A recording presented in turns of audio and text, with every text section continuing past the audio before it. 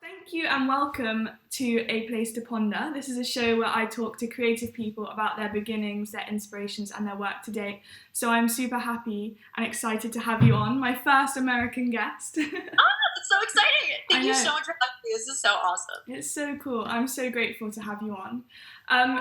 So you're an actress. Yes. I guess I'd like to start by asking, how did you get into acting? Did you go to acting school? When I was 7 years old, my best friend at the time wanted to do like a theater camp, and I was like, I don't know, I was not into it. But then I ended up loving it, and she ended up hating it. I know. So then I kept going. I started doing like community theater. I was in a girl group for the majority of like my childhood. We toured nationally. We had 2 albums that were sold nationally. It was called Girl Authority. We opened for the Jonas Brothers once. It was. Wow. I thought I was Hannah Montana. Like, that's so cool. It was like, I am Miley Cyrus. I'm famous. You know, I'm like going to school thinking I'm like all that. But it was so fun. It was 9 girls. We all had like different personalities. I was country girl, so I sang all the country music. It was really fun. So then that really got me into like my love of performing. And I did that from like 6th grade till like my sophomore year of high school. And eventually all of us started getting old, and we were kind of like, it was very like kids bop. So like we sang like covers of songs, and our age, like our demographic that we were aiming for was like 4 to 8. So it was like very kiddie, and we kind of were getting too old for it. And then some girls were going to college, and I decided to not do it anymore. And I started doing my high school like theater, and I remembered how much I love acting specifically. And then I applied to NYU, New York University, and I got into Tisch, which was an absolute dream. That's amazing. Well done. I was shocked. Thank you. It was so incredible. It was like my dream school. And then I went to NYU and I studied for 4 years, and then here we are. I've been out of school for like 4 years. So yeah. And so do you think that going to university helped kickstart your career? Because I know that in the acting industry, it's like some don't study and some do. Totally. And I just wondered if you thought that it helped you. Yeah, for sure. So I actually recently, like in quarantine, found all my old high school shows that we did in high school, and I watched them back, and I'm like, oh my God, I'm so bad. That's like, so funny. What was I doing? And I'm like, wow, thank God I went to college and like learned how to act. Yeah. I am so grateful. And also, like, I met my manager at NYU, and she truly has been like my guiding light through everything. Yeah. She got my first agent. She got me like all my first gigs. She's been with me since right after I graduated, which is super rare. I was like, I'm so grateful and so lucky. Like, it's so rare that you get representation or someone to believe in you like that quickly. Yeah, that's amazing. And I have friends now who are like struggling with the representation game. Like, it is so hard to get an agent. It's so hard to get a manager. And I was really, really lucky. So was she a teacher at the uni, or? Yeah, so she was my teacher. Junior year, I went to Stone Street, which is like this studio at NYU. They have like a bunch of different acting studios, and I went to Stone Street, which was like the film, on-camera TV film acting studio. Mm-hmm. And she was a teacher there, and she was just starting her management company, and I was like, please will you be my manager? Please, I love you. Begging please. her. And she was like, it's kind of a conflict of interest, like you're still a student, so no. Also, like, if I send you an audition, like, you can't go because you have class. And I was like, you're right. And so she was like, just keep in touch, like, let's stay connected, keep me updated on what you're doing. And I did, because I really wanted her to represent me, and here we are. That's amazing. Well, I'm so happy for you. Thank you. And I want to know, do you miss the singing? Well, I do, but I still get to do it. I definitely auditioned for stuff on Broadway a lot. I've been in callbacks for Dear Evan Hansen, other Broadway stuff, and definitely I did a movie two summers ago called Summertime Dropouts, where it was about two bands, an all-girl band and an all-boy band, and I played the lead singer in that band. Amazing. And it was like the lead singers fall in love and la-di-da. Yeah, like Camp Rock. Very Camp Rock. I used to love that film. Yeah, and the guy playing the lead singer in the other band is now my boyfriend. So oh my god. But on set, it's great. That is so funny. High School Musical, Zac Efron, Vanessa Hudgens. We love. Yeah. So I know that you've recently filmed. Well, it released in May, I believe. Hightown. Yes. Which we'll come on to. That's a crime series. But ultimately, what would be your dream job? Is it more on Broadway or is it film, TV? What are you aspiring for?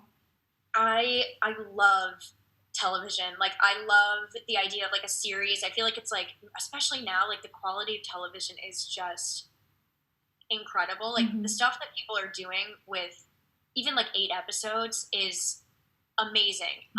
It's like little movies. It's like one big long movie, but little movies every week. For sure. I love television. I would like die to be on like an HBO show or like a Big Little Lies or like The Outsider, like a dark, gritty, kind of fucked up, like that. That is what I want to do. Yeah. Like Hightown, honestly, like is that. It was truly like a dream job. Oh, that's so cool. I'm so glad that it was like that to you, because I feel like in the creative industry, everyone looks for that job that will fulfill them, and you feel like this is what I want to be doing. So it's great that you managed to get a job that you feel like that's the area that you're just so meant for in a way. It was like I was so grateful. I'm so grateful all around, and like the writing, Rebecca Cutter's writing is just absolutely incredible. Like when I read the script, I was like, this is wild. Like if I'm a part of this project, like I'll be in. That will be it. Like that's like. That's the goal, and then I did it, and you I was are. Like, woo! Yeah. So what was the audition process like for Hightown? Yeah, so I auditioned in February of last year, and I think I was actually the first person to ever go in for the role that I was going in for. Oh wow! At the time, it was Kimmy. Her name was Kimmy, and I went in. And sometimes you just kind of know, like you walk out and you're just like, that went really well. Yeah. And that's how I felt about that when I was like, this feels right. And I texted my manager and I was like, I don't know, but that feels really good. And she was like, actually you have a callback. And I was like, oh my God, amazing. So then I had a callback, and the callback was me, the casting directors, and Rachel Morrison, who was the director of the first 2 episodes, who is literally like the first female cinematographer ever nominated for an Oscar. Oh wow. It was so intimidating, but also so I was like, this is wild, like that I'm here right now. It was kind of like an out-of-body experience. Yeah. And that was a few days later, and I did that, and then I didn't hear for 3 weeks. Oh my gosh, that must have been killer. It was killer, but they told me, what I was told was, you're too young. And I was like, oh, okay. So I kind of let it go. And I was like, I guess that's that. Like, I was bummed, but, it happens every day in the industry. So I was like, whatever. Yeah. And then weeks later, I get a call from my manager saying, like, you're getting sent up to network. Like, you are the choice for this role. And I was like, sorry, wait, what? Like, I let go of that. Like, I thought that was done. And then the next day I woke up to an email being like, you got it. That's so like, amazing. Oh my God. Yeah. It was crazy. Yeah, I can't imagine what that feeling must be like, because I've spoken to a few actors through my series, and that they all say that waiting period is just horrible. But this one girl that I spoke to, she said she auditions, she just completely lets it free of her mind, and that's the only way she can cope, really, because otherwise you just get too consumed by it. Completely. Like I have a very close to a photographic memory, so I can like look at sides and memorize them super quickly. Oh wow! And it's great, but it's also like kind of hurts me sometimes, because like that stuff will just stay with me all day, and I'm like, gotta let it go, just let it go. For sure. But yeah, it's tough. I mean, that's the only way to do it. You gotta just go in, do your job, then walk out and be like, well, anything else that happens after that is like a bonus. Exactly. So is that like, would you say that's your coping mechanism? It's just sort of letting the universe, I guess, take its toll on a situation. And I guess also like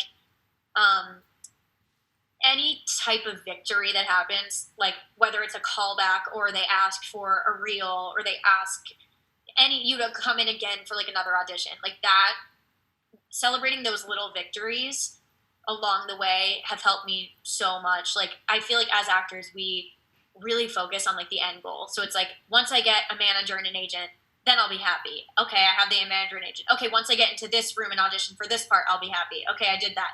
Now once I book a series regular, then I'll be happy. And it's like I was thinking like that for so long, and it completely stunted like my career and like my growth as a human and as an actor. And the second I started just like being like, oh, that casting director called me in again for another project, that must mean that they like me and they trust my work. And celebrating that victory instead of like trying to get the big goal, my mindset completely shifted. Because then everything was positive. For sure. I think that's a really, really interesting way to look at it. And you've enlightened me through this conversation in that, because you can just get so caught up in yourself, just waiting, like you say, for that end goal. But there's so many stepping stones towards that, which are victories in their own way. So yeah, that's a really interesting way of thinking about it. So thank you. Yeah, I think also just like for me especially, like I went to school with Cami Mendes, who's in Riverdale. She's playing Veronica in Riverdale.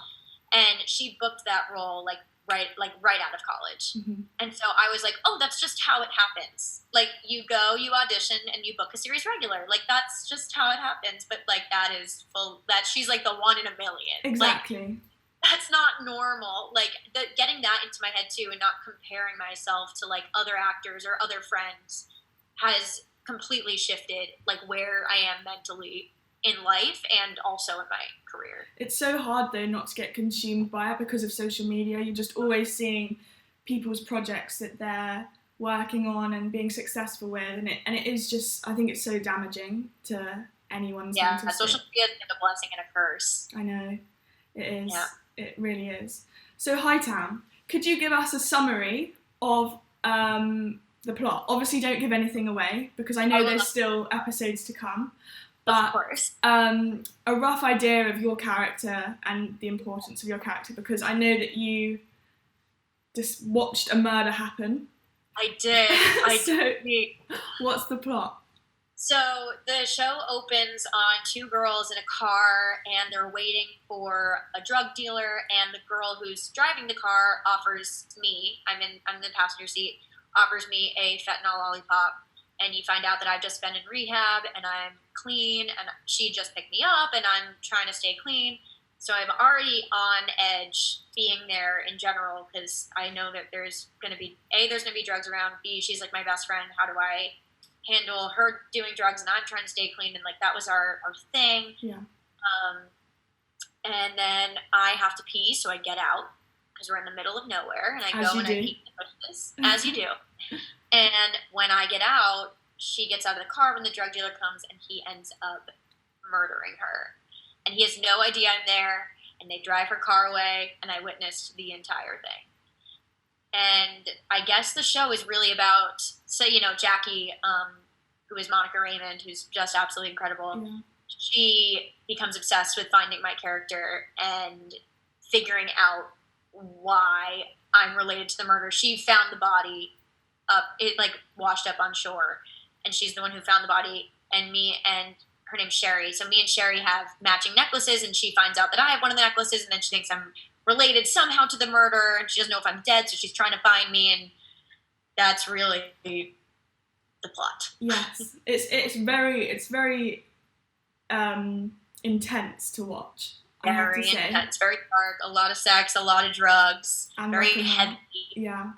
But it's really, really, really well done. Like I'm so happy with how everything turned out, and the cast and the crew and the team were like the best people to work with. I could not have asked for like a better project. That's so important. It was so important, and I've heard so many horror stories about like what it's like being on like bad sets, and I got so lucky. Like, these people are just such good people and deserve everything that's coming their way. Oh, that's so great. So how were the episodes filmed? Were they all just very random? Yeah. Completely. But like, I think my first day on set, I shot something from episode 2, and then I went back and shot something from episode 1, and then I shot something from episode 3. Is that confusing? It like, yes and no. It was such a like an exercise for me to kind of stay up to date with like where we were in the script and where we were in the story. And it's also interesting because with like network TV, you're on like a schedule. So it's like, this week we're shooting episode 5, next week we'll shoot episode 6, and then episode 7. So it's very chronological. Whereas cable and like streaming services, you can kind of go all over the place because the season usually gets like written beforehand, and then they plan out how they're going to shoot it. Yeah. Because there's no like real timeline of like when you have to release it. So yeah, it was a little confusing sometimes to be like all over the place. And especially we shot in P-Town for like 10 days. And I think I shot something from episode 6 and then something from episode 1 on like the same day. Oh my gosh, I'd be so confused. I wouldn't know whether I was coming or going. Beginning, where are we mentally? Like, that's so funny. So one of the key themes throughout Hightown is addiction. Yes. And your character is struggling with sobriety. But I just wondered how you tapped into that sort of role of addiction. Did you have to go to Alcoholics Anonymous meetings, or do you have friends that have struggled that you've spoken to? What was really your technique? Yeah, so I have multiple people in my life who I know who have struggled with addiction, and this project was so special to me on like 1,000,003 levels. But for me, the biggest thing was my cousin passed away in 2016 from a heroin overdose. I'm so sorry. And thank you. And it's so special to have something like this be my first big project. Me and my cousin were super close when we were little, and then, things life happens. We kind of lost touch. We were very different ages, and of course, very different places in our lives. And getting to do this project, I was able to really, I feel like, reconnect with my cousin, even though he's not here. But like, I was able to put my head like in his head and like find out like why he did some of the things he did, and it was so incredibly special. And on top of that, Hightown it's based on the Cape.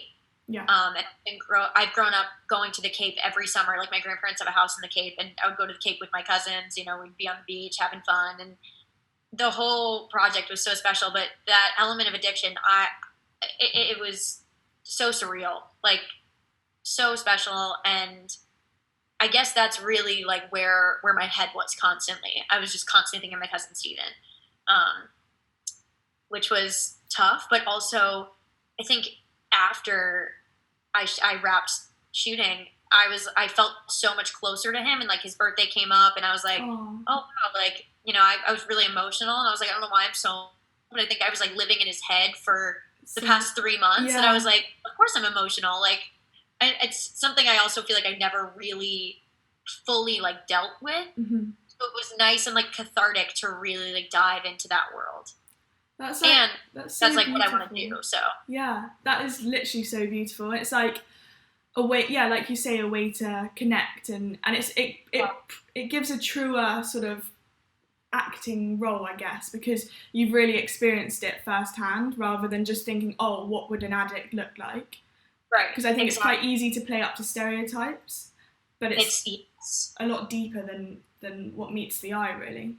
Totally. And I think a lot of people think of like addiction and drugs and junkies and like this certain stereotypical way where everyone's like really stick thin and like really messed up and like they can't even like really form a sentence. But like in reality, like you don't, when people are that addicted to a substance, like you can't tell when they're high. Like that's their normal. Yeah. So it's really not like this. I mean, it definitely can be that world of like, you're living in like really shitty circumstances and you can't get through the day without it. But I think it's also, there are so many people who struggle with addiction who are like very normal and you would never know. For sure. Yeah. And that's a really important point. I think that there's also a lot of judgment that comes with it, and it's also sort of understanding context and just people's situations and being empathetic to it, and not just judging the first time you realise someone's an addict, because they're obviously suffering with something else often. Right. So yeah. It is a disease. Like addiction really is a disease, and that was something I learned when I was very young. I've like many family members who have suffered with addiction, and a huge part of like forgiveness for me, for someone who dealt with someone who was suffering from addiction, was this is like, it's not their fault. Like, this is a disease. Like, they're as hard as they try, like they might not even be able to help it at that point, you know? Yeah. Really recognizing that, especially with Krista Collins, my character in Hightown. Like, in the second scene you see her, she's like going back to her mom, and she's like, please, I have nowhere else to go, and her mom kicks her out. Yeah. And it's so hard. Like, I completely understand. Someone keeps relapsing and coming back over and over and over. It's hard to let them back in every time. Yeah. But at the same time, like, it's like, you don't know. Maybe this is the one time that it's actually going to stick. You never know. For sure. Yeah, I agree. I totally agree. And another theme, which isn't often explored that much, I would say, in TV, is the whole LGBTQ community. And so the series is really focused on two really strong topics, I would say, in amongst all the crime that's going on as well. Like, it's a lot to handle. There's a lot going on. But you did some filming in New York, which is sort of a very significant place for, it's Pride Month now globally.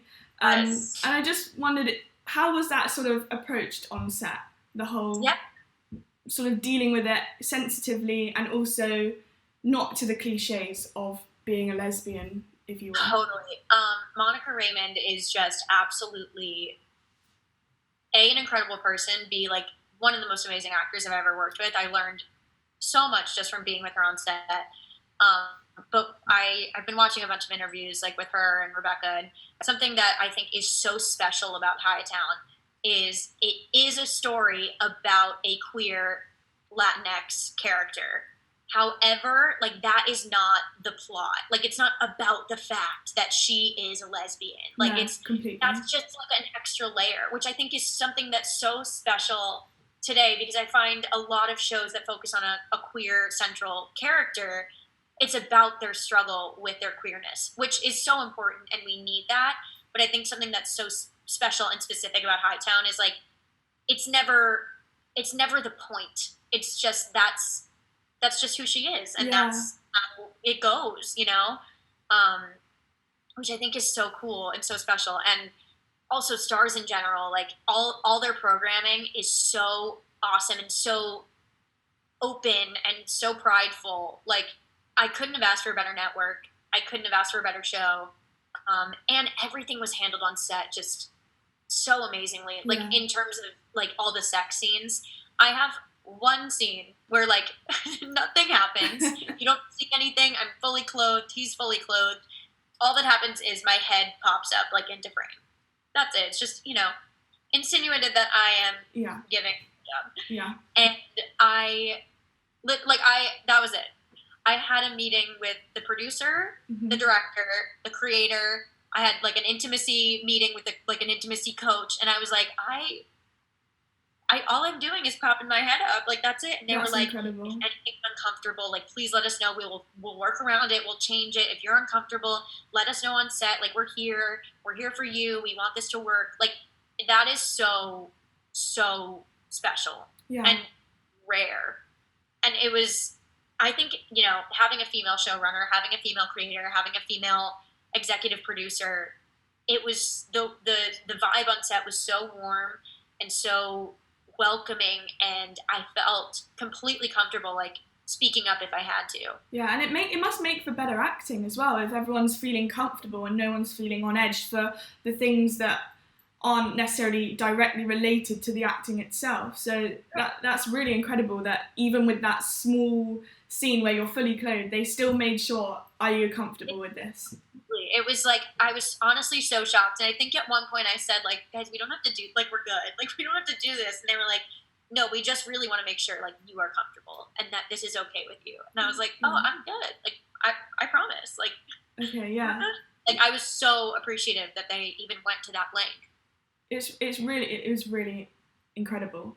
And I think the Me Too movement has really changed the industry. I mean, I'm not in it directly, but from listening to stories and things like that, obviously there's still going to be some horror stories, and that's horrible and it should never happen. But hearing the changes that are being made, it's really amazing to hear. It's really promising. Yeah. And especially with everything going on in the world too, like right now, like with Black Lives Matter, and just representation in TV shows and the industry in general, like the way that things have changed from the Me Too movement, it makes me so hopeful that things are going to get better and people are going to change and make it, and things will be better. Yeah, I feel exactly the same way. I've often referenced the Me Too movement and how strongly it has impacted people, even from all walks of life. And so I really do, like you say, hope the same for the Black Lives Matter movement. That hopefully, like, the world is moving in a better way. Like, we're really moving and changing. We've seen it happen, and if we all really just, actually do it, then I think exactly. It's not hard. Let's all just be better people, educate ourselves, and work on ourselves. So you're a small part in Orange Is the New Black. Yeah. And how was it working with such an amazing, incredibly female empowered cast? Yes. And how has that sort of changed your acting, or not changed it, but influenced it? Totally. So I'm so lucky because I think I was in the last season of Orange Is the New Black. Yeah. And that was a show that, like, it shot in New York. It was like the first big Netflix show. It was huge, yeah. Like, I was like, and everybody wanted to be on it, and it's so female centric. Mm-hmm. So I was like, I look very young. Like, I look like I'm like 18, so I was like, I don't know how I'm going to be put on that show. I don't know if there'll ever be a role for me on that show, but like, if there were, like, of course, 100%. And when I booked it, I was so excited because it was the last season. It was like going to go out with a bang. And I had like a very small part, but it was a very fun little like comedic moment, which was also great because I rarely do a lot of comedy. It's a lot of like what I do in Hightown. Dark and stuff. Dark, like heavy, I'm the crying girl always. Like she's always crying. Oh, no. And Orange Is the New Black was like completely different, so it was so much fun. And it's hysterical. Before that, I was in an episode of Blue Bloods, and it's, Blue Bloods is one of those shows that New York actors, like, everybody's done an episode, everyone's done a guest star, everyone's done it, kind of like Law and Order, and some people, like, my family had seen it, and some people had seen it, and then once the Orange Is the New Black came out, like, I would be at work, and people would come up to me and be like, did I just see you in an episode of Orange Is the New Black? Oh, yeah, you did, like, sales girl, that's me, like... You sure did. That's so funny. It was super funny. Like, I work at like a fitness studio, and they'd be like, I swear to God, I was watching last night, and I was like, that's my bar instructor. That's her. And you're like, actually, yeah, it was. It was fully me. Yeah. That's so funny. Well, I know I'm slightly moving back to Hightown here, but you talk about that you often do dark series. Yeah. How do you often, I don't know if when you're acting, can it sometimes affect you emotionally? Like, how do you deal with that? How do you stop from getting sort of so upset or emotional about certain things that are happening with your character? Because I can imagine you could get quite caught up in it. Totally. I think for me, I try to like dedicate myself to like, if I'm shooting a very emotional scene that day, I give myself the day to like feel whatever I need to feel and let whatever's happening happen. Especially with Hightown, it was definitely emotional. A lot of it was coming from my cousin. I was like dealing with a lot of that, talking to my cousins, talking to my family, and kind of figuring out, like, you know, where to go, what to do, and all that. And so I give myself the day to just, like, feel whatever I needed to feel, and then, you know, once I get off set, you know, you got to just let it go. You can't, like, bring it home. No. So if I was on set and it was an emotional scene, I would stay in my trailer, or, like, really just kind of keep to myself, have my headphones in, just stay kind of in the zone. And truly, like, when they all cut and they're like, okay, yeah, we're moving on. Like, it is, for me, it felt like a weight. I'd be like, oh, okay, just shake that. Like, I took off that jacket. Be normal. Like, okay. Yeah, like a snake shedding its skin. Completely. It's like you stay in that zone, and it's hard too. You know, my boyfriend was on Broadway for the past year in Harry Potter and the Cursed Child, and we talked about the differences between film and TV. Whereas he would be in a scene, and if something went wrong, or, like, if he didn't like the way he delivered a line, you know, you just gotta, like, keep going, move along. But, like, in film and TV, if I couldn't get the tears, or, like, if something wasn't happening that day, if it wasn't clicking, like, you got to make it work, and you got to go back and you got to figure it out. Mm-hmm. And then, okay, start over, reset. Like, you're doing it multiple times, which can be really tricky, especially with, like, a crying scene, because then there's the wide shot, and you have to be crying in that, and then they move into the medium shot, and you're crying in that, and then they move into the close up, and you're crying in that. But, like, the process of all that could take up to 2 hours. Oh my gosh, I would never be able to do in that place for, like, 2 hours. Yeah. Which can be incredibly difficult. I'm sure. Well, you did a great job before you got killed in the crying. I was very convinced. I was scared for you. I know. Spoiler alert, but she died. Oh my gosh. Sorry. It already aired. So yeah, it's out. But yes, filming that scene was, like, a dream come true. Like, I've always wanted to die in a show. And if there's ever a way to die, I mean, hey, like, bash my head in with an iron. Like, it's a way to go. You definitely went out. It's one way to go. Like, holy moly. It was insane. And I had a stunt double, which was, like, oh, wow. Very cool. Yeah, one of my uncles is a stunt, well, he used to be a stunt man, and now he's, like, a stunt coordinator. It's fascinating. I had the utmost respect for stunt people. Like, anybody in the stunt industry, like, you guys do some crazy shit. They're like the unsung heroes, because no one knows who they are. No, and, like, I fully believe that there should be, like, an Oscar category for stunts. Like, it is, the stuff they go through is wild. Like, in the first episode of Hightown, a car gets completely flipped. Yeah. And someone's in that car doing that. Yeah. And I'm like, hat off to them. Like, what? You did that. Like, you deserve something for that. For sure. Well, on a lighter note, I love talking about fashion and different people's fashion. So I've asked you if you would wear something that you feel most represents you. So I'd wondered if you could just speak a little bit about why you chose what to wear and how it represents you. Sure.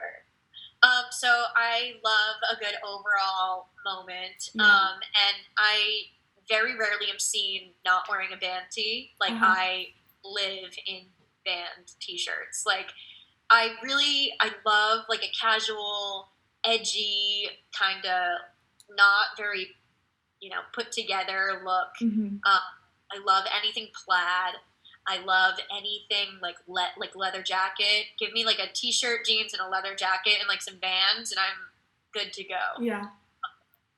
I've seen, like, a bunch of, like, memes and stuff being like, you know, like, I'm just, like not, like, a regular girl. Like, I don't like wearing dresses. Like, I'll put, like, sneakers on with a dress. But, like, truly, I really do wear sneakers with my dresses. Yeah. Like, I'm the same. I can only wear trainers with dresses. Exactly. Like, that's the way to go. Like, comfort. Sure. And, like, a cute little, you know, sundress with some sneaks. Like, that's me. You can't beat it in the summer. Can't beat it. I know. But I really... But then I'm also kind of all over the place. Like, I love dressing up. Like, I love anything that's, like, you know, I do love a good heel with, like, a dress. For about 10 minutes, and then you take it off and put the trainers back on. Exactly. Well, that's what's so fun about fashion, is you can be so many different people. I mean, you can be yourself, but express it in different ways. Yeah, so. Like, my friends, somebody once told me, they were like, I feel like you're like an edgy Elle Woods. And I was like, that is, I think, the perfect way to describe me. Like, such a compliment as well. Such a compliment. I love Miss Elle Woods. So. And who would you say inspires you other than Elle Woods, if she is your inspiration? Elle Woods. Actually, Reese Witherspoon is somebody who like does it all, and she's just an absolute superwoman. Like, she produces, she executive produces, she stars in it. Like, she makes shit happen. She has her own production company. Like, that is the end goal, I think, for me personally. Like, and she reads all these books, and she has like a book club, and then those books get turned into movies or a TV series, and like that is what I want to do. And then like she's killing it like on the morning show, and she's like producing that with like her friend Jennifer Aniston, and like that is just she's incredible. She's just it would be like an absolute, that's like goal. The end goal. The end goal would be to work with Reese Witherspoon. Like, I would die. Literally. I hope not. Let's not bring Hightown to life. Not with an iron. So to end on, do you have a mantra or a quote that you live by and that sort of keeps you going? Sorry, that's a really on-the-spot question. My mum's told me off for asking it. It's a great question. I'd say the biggest thing for me that has really like turned my life around, and it's so cheesy, but once you learn to like love yourself, you can do anything you want. Yeah. The second I had a really tough time, like right out of school, booking roles. I was in a toxic relationship. I was having trouble with friends, and I was so down on myself, and I didn't even really realize it like when it was happening, because it's hard to realize when you're in that place that you are in that place. And the second I pulled myself out of that and started to really focus on like, okay, let's get Crystal back to like somewhere where she's proud of, or somewhere where she feels good about herself, then I started booking more roles. Yeah. I was more confident in the audition room. I was more confident with the choices I was making. I wasn't like feeling this like desperate energy of like, please cast me, because like I just need to book something because then I'll be happy. Yeah. And it's like, no, you got to be happy first, and then all that comes, and then it's all bonus. Yeah. But like figure out how to be happy like by yourself, and like don't base your worth on like your career. No.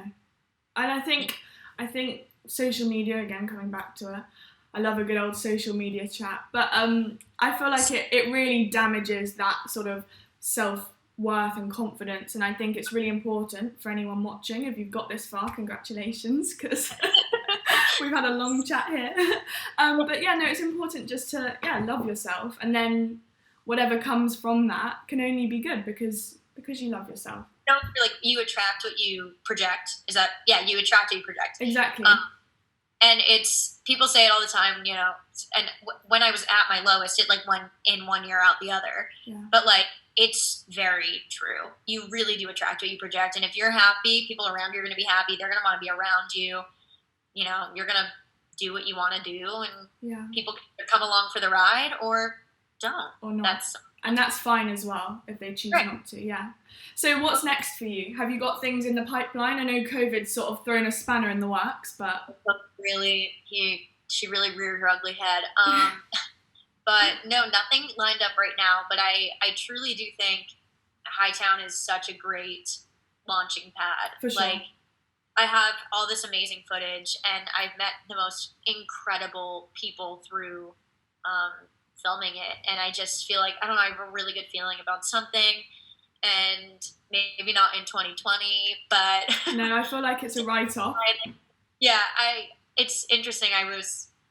Normally I'm very nervous about like, what's next? Mm-hmm. But I don't feel that right now, so I think that's a good sign. Yeah, that's really good. And I think being in lockdowns have sort of taught people that it's okay just to like enjoy a bit of downtime, and then look for the next thing. And you might even find that in fact you probably will find that it improves your work without having to jump from one thing to the next. It's like, just take a breather, enjoy the success of Hightown, and then move on when you're ready. So. And then and go on to whatever's next. Yeah, exactly.